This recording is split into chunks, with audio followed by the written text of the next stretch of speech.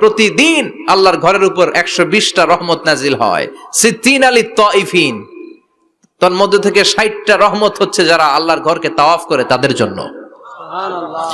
আরবাঈন লিল মুসাল্লিন, 40টা হচ্ছে যারা আল্লাহর ঘরের সামনে নামাজ পড়ে তাদের জন্য।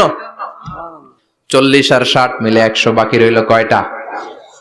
ওয়াল 20 লিন নাযিরিনা ইলাল কাবা, বাকি 20টা রহমত যারা নামাজ পড়ে না, তাওয়াফ করে না, শুধু আল্লাহর ঘরের গিলাফের দিকে তাকিয়ে থাকে তাদের উপর 20টা রহমত।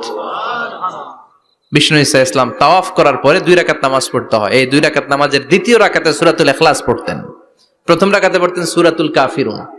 তাওয়াফের সালাতে প্রথম রাকাতে কোন সূরা?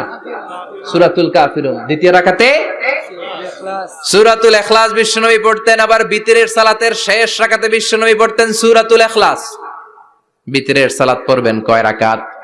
প্রথমে 2 রাকাত, তারপরে সালাম ফিরিয়ে আবার 1 রাকাত। এইটা সবচেয়ে সহিহ পদ্ধতি।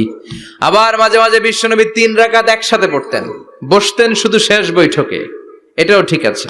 আবার আমরা যেটা পড়ি বাংলাদেশে, এটারও দলিল আছে, তবে আম দলিল, এটার খাস দলিল নাই, স্পেসিফিক দলিল নাই। বিষ্ণু বলেছেন তোমরা বিতরের নামাজকে মাগরিবের নামাজ থেকে আলাদা করে পড়ো।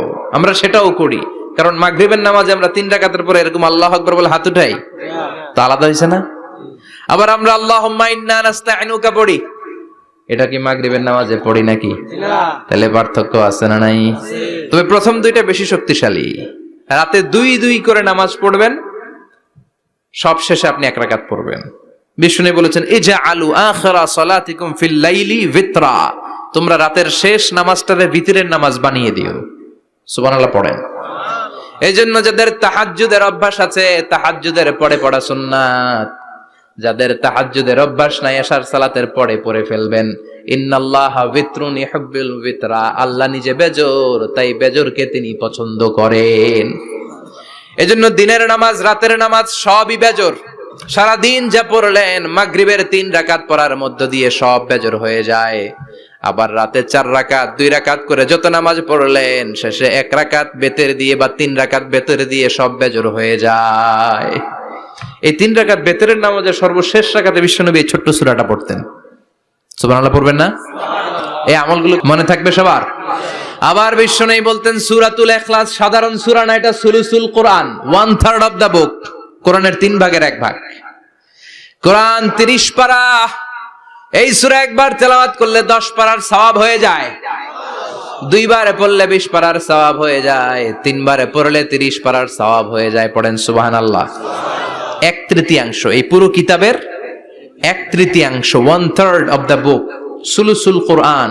একবার পড়লে 10 পারা, 2 বার পড়লে 20 পারা, 3 বার পড়লে 30 পারা। অনেক মুহাদ্দিসিন এবং মুফাসসিরিনরা বলে না, সুলুসুল কোরআন 1/3 অফ দা বুক দিয়ে বিশ্বনবী এটা বোঝায় নাই। বিশ্বনবী বুঝিয়েছে অন্য একটা জিনিস। সেটা কি? সেটা হচ্ছে পুরো 30 পারা কোরআনের কথাকে যদি আমাকে 3 শব্দে আপনি আমাকে বলতে বলেন যে হুজুর পুরো 30 পারায় আল্লাহ কি বলেছে, আমি বলবো তাওহীদ, রিসালাত, আখিরাত। এই 3টা কথা পুরো 30 পারা কোরআনের ভেতরে আল্লাহ তাআলা আমাদেরকে বলেছেন। তাই কোরআনের যে সূরারই তাফসীর আমি করি না কেন, সেখানে হয় তাওহীদ, নয় রিসালাত, নয় আখিরাতের কথা সেখানে আছে না নাই? এজন্য পুরো কোরআনের শিক্ষাটাকে প্রেসাইজ করলে, কনসাইজ করলে 3টা শব্দ দাঁড়ায়, তাওহীদ, রিসালাত, আখিরাত। যেহেতু সূরাতুল ইখলাসের ভেতরে তাওহীদের কথা আছে, তার মানে 3 ভাগের 1 ভাগ কথা আছে না নাই?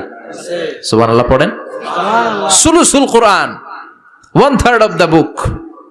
একবার পড়লে 10 পারা, 2 বার পড়লে 20 পারা, 3 বার পড়লে পুরো কোরআনের খতম। কিংবা যে 3টা মেসেজ আল্লাহ দিতে চেয়েছেন পুরো কোরআন দিয়ে, তার একটা এই সূরার ভেতরে আছে না নাই? চিল্লায় বলেন। আবার বিশ্বনবী মদিনাতে হিজরতের আগে কোবা পল্লীতে মসজিদ বানালেন, মসজিদে কোবা। হজ করতে গেলে, উমরা করতে গেলে লোকজন এই মসজিদটাতে বড্ড ভিড় করে, কারণ বিশ্বনবী প্রতি সপ্তাহের শনিবার এই মসজিদে যেতেন। কি বার? কথা বলেন। এজন্য মদিনাতে গেলে শনিবারে জিয়ারাত করা সুন্নাত। শনিবারে, প্রতি শনিবারে বিশ্বনবী মসজিদে নববী থেকে হেঁটে হেঁটে হেঁটে হেঁটে এই মসজিদে কুবায় যেতেন। এবং বিশ্বনবী বলেছেন যারা ঘর থেকে ওযু করে এই মসজিদে কুবায় যে 2 রাকাত নামাজ পড়বে, একটা কবুল উমরা হজের সওয়াব আল্লাহ তার আমলনামায় দিয়ে দিবে। সুবহানাল্লাহ। এই মসজিদে কুবা মসজিদের জন্য বিশ্বনবী একজন ইমাম নির্ধারণ করলেন। ইমাম সাহেবকে বললেন, যাও তুমি নামাজ পড়াও। বিশ্বনবীর অ্যাপয়েন্ট দেয়া ইমাম সাহেব কুবা পল্লীতে যে নামাজ পড়ানো শুরু করলেন, কিন্তু সমস্যা বেড়ে গেল। তিনি মাগরিবের নামাজ, এশার নামাজ আর ফজরের নামাজ, মানে যেই নামাজে আওয়াজ করে কেরাত পড়তে হয়, কয় নামাজে আওয়াজ করে কেরাত? কথা বলেন, কি কি? মাগরিব, এশা, ফজর। এই ইমাম সাহেব ইমামতির চান্স পেয়ে প্রতি রাকাতের নামাজে সূরা ফাতিহা পড়ার পরই সূরা ইখলাস দিয়ে নামাজ শুরু করে, তারপরে আরেকটা সূরা পড়ে, আবার দ্বিতীয় রাকাতে সূরাতুল ফাতিহা পড়ে, আবার সূরা ইখলাস। ফজরের সময়ও সূরা ইখলাস, এশার সময়ও সূরা ইখলাস, মাগরিবের সময়ও এই সূরা। মুসল্লিরা সব খেপে গিয়েছে, সবাই বলে, ও ইমাম সাহেব, ঘটনা কি? খালি কুল হু আল্লাহ পড়েন কেন? আর সূরা নাই আপনার? খালি কুল হু আল্লাহ পাইছেন নাকি? নাগাইশ জামে মসজিদের ইমাম সাহেব মাগরিবের প্রথম রাকাতেও সূরাতুল ইখলাস, দ্বিতীয় রাকাতেও ইখলাস, এশার নামাজের প্রথম রাকাতেও ইখলাস, দ্বিতীয় রাকাতেও ইখলাস, ফজরের রাকাতেও ইখলাস, দ্বিতীয় রাকাতেও ইখলাস। কি করবেন? আজকে ইমামের একদিন কি আমার একদিন। পাইছেন কি আপনি? সবাই বলে, আপনি পাইছেন কি?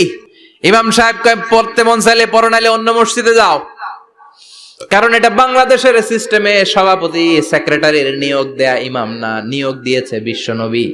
আবার ক্যান্সেল করলেও লাগবে বিশ্বনবীরে, ঠিক কিনা? নিয়োগ দিয়েছে বিশ্বনবী, নিয়োগ বাতিল করলেও করবে কে? বিশ্বনবী। মুসল্লির তো কোনো এখতিয়ার নাই। সব মুসল্লিরা মিলে বিশ্বনবীর দরবারে যায়, যে বলে, নবী কি ইমাম সাহেব দিলেন, কুল হু আল্লাহ ছাড়া কিচ্ছু পারে না, খালি কুল হু আল্লাহ। কি এক মুসিবতে আছি, প্রত্যেক নামাজে কুল হু আল্লাহ আহাদ দিয়ে শুরু করে, এরপরে আরেক সূরা পড়ে। ঘটনা কি? বিশ্বনবী বললেন, ইমাম সাহেব রে ডাকো। বিশ্বনবী ইমাম সাহাবীরে বললেন, ও সাহাবী, কেন এই কাজটা করো? তোমার মুসল্লিরা বলে, প্রতি রাকাতে কেন কুল হু আল্লাহ দিয়ে শুরু করো? ঘটনাটা কি? অন্য সূরা পড়ো না কেন? সাহাবী বলে, নবী গো, এই সূরাটারে আমি বড্ড বেশি ভালোবাসি, কারণ ফিহি সিফাতুর রহমান, এই সূরার ভেতরে আমার আল্লাহর পরিচয় আছে গো নবী।